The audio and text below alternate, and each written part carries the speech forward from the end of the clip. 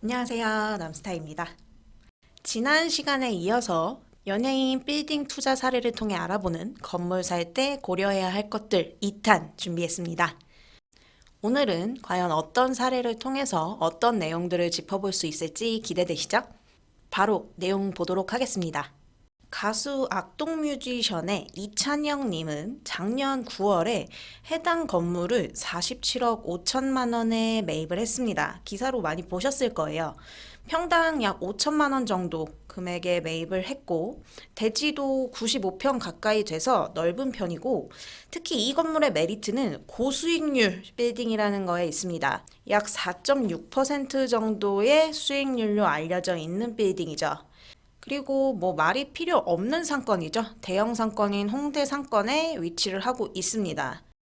또한 해당 빌딩 주변에 거래된 내역들을 좀 보면 평당 5천만 원이라는 금액에 매입을 한 게 시세보다 좀 저렴했다. 이런 평가를 받고 있습니다.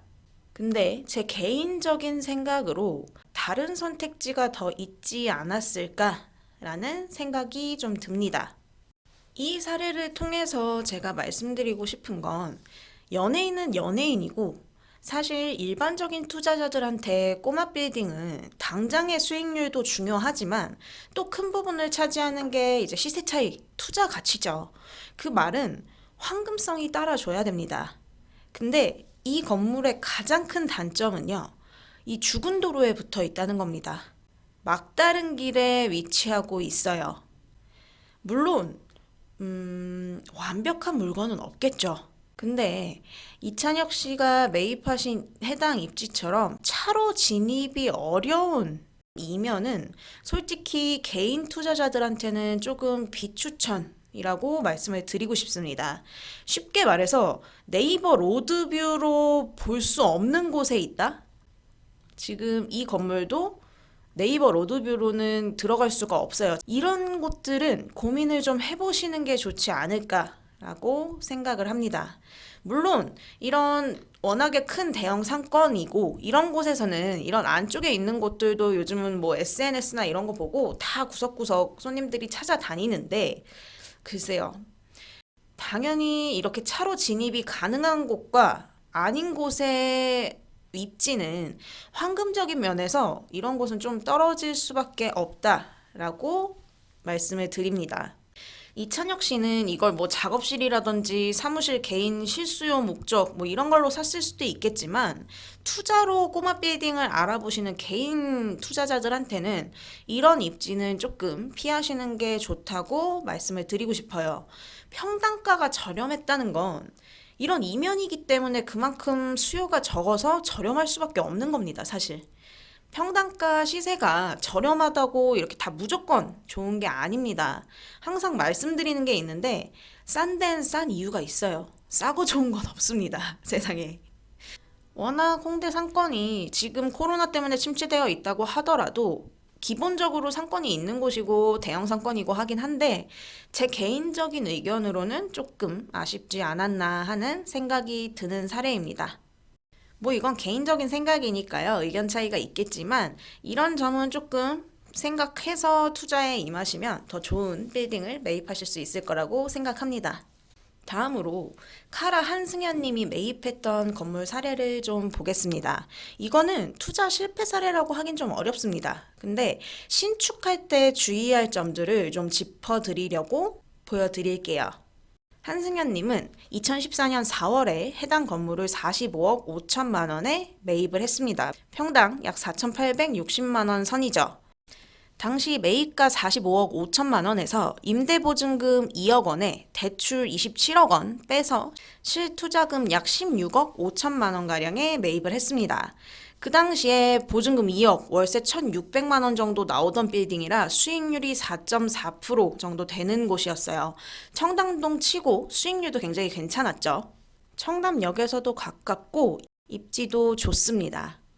지금은 이 주변 제2종 일반 주거지역 시세가 뭐 1억 가까이도 하기 때문에 14년도에 평당 약 4,800만 원에 매입을 했으니까 많이 올랐죠. 지금은 해당 건물이 90억 이상 되는 건물로 평가를 받고 있죠. 입지를 보는 안목은 굉장히 좋았던 거예요. 근데 문제가 신축 과정에서 생겼었습니다. 2014년도 매입할 당시 해당 건물은 이런 모습이었어요. 이 건물을 매입하고 1년 뒤에 신축 공사를 추진을 했는데요. 공사비를 좀 아껴보려다가 현실적으로 이제 불가능한 금액을 제시한 저가 업체를 시공사로 선정을 한 겁니다. 그러면서 결국 목수도 여러 번 바뀌고 업자가 뭐 공사 단가 올려달라고 요구를 하고 이러면서 원래 계약 금액보다 2배 가까운 건축비가 들어갔다는 후문입니다. 보통 이 정도 규모 빌딩 신축이면 1년 조금 안 걸리거든요. 근데 1년 8개월 정도가 걸려서 지상 5층 규모 빌딩으로 이렇게 바뀌었으니까 다른 사례에 비해서 훨씬 오래 걸렸습니다. 그러면서 건축비도 생각했던 것처럼 아끼지를 못했고 공사 기간도 늘어나면서 이자 같은 비용들이 더 들어간 거죠.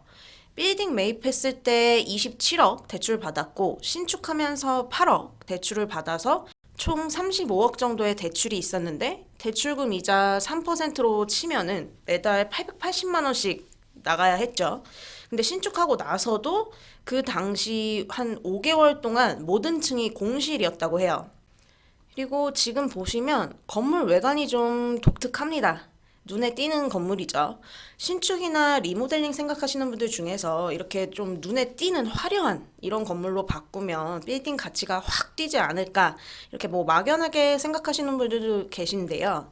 무조건 다 그런 건 아닙니다. 건물 디자인이 너무 독특하면 오히려 수요가 좁아질 수 있어요. 비용 대비해서 잘 생각을 해보셔야 되는 문제고요. 신축을 하실 때에는 업체 선정도 진짜 중요한 부분입니다. 최소 3-4군데 정도는 견적을 받아보고 비교해보고 선택하시는 게 좋아요. 싸고 좋은 건 없다고 아까도 말씀드렸듯이 현실적으로 불가능한 저렴한 금액을 제시한다면 뭔가 문제가 생길 확률이 더 높겠죠. 그리고 이 건물이 제2종 일반 주거지역에 있다 보니까 신축해서 늘어난 층수, 평수가 한 층이에요. 그래서 총 20평, 한 층 더 올린 거예요. 만약에 저였다면 굳이 11억 가까운 돈을 들여서 이 빌딩을 20평 늘리자고 신축을 했을까? 라는 생각이 조금 드는 거죠. 비용이나 시간적으로나 좀 더 합리적인 리모델링 쪽으로 방향을 잡았어도 괜찮지 않았을까? 입지 자체가 워낙에 좋았던 곳이기 때문에 어차피 시세 차익을 볼 수는 있었거든요. 그래서 무조건 부시고 다시 짓는 게 정답도 아니고요. 잘 따져봐야 한다는 거죠. 신축용이면 건축선, 뭐 주차장 등도 고려를 당연히 해야 되고 용도 지역도 봐야 되고 업체 선정할 때도 너무 저가 업체만 찾다가 공사 지연되고 뭐 시공사 바뀌고 오히려 배보다 배꼽이 커지는 경우도 정말 많습니다. 물론 뭐 지금 기획사 건물로 사용하고 있고 실수요 목적도 어느 정도 있었기 때문에 그럴 수도 있었을 거라고 생각해요. 그래도 뭐 어찌됐든 한승현님은 지금 가치로 본다면 엄청 남는 장사 한 거니까 그걸로 됐죠. 네, 이렇게 연예인들 빌딩 투자 사례를 몇 가지 좀 봤습니다. 결국 투자는 사례로 배우는 거죠. 다양한 사례들 보면서 취해야 할 것들은 취하고 버려야 할 것들은 버리고 좋은 빌딩을 볼 줄 아는 눈을 키우는 게 중요한 것 같습니다. 앞으로도 다양한 사례들 전달드릴 수 있도록 하겠습니다. 빌딩 매매 관련해서 연락 주시는 분들은 혹시 제가 브리핑 중이거나 현장에 있거나 하면 통화가 안 될 때가 많아요. 그럴 때는 문자 남겨주시면 꼭 연락드리도록 하겠습니다. 오늘 영상은 여기까지 하도록 하겠습니다. 구독, 좋아요 많이 많이 눌러주시고요. 남스타였습니다. 감사합니다.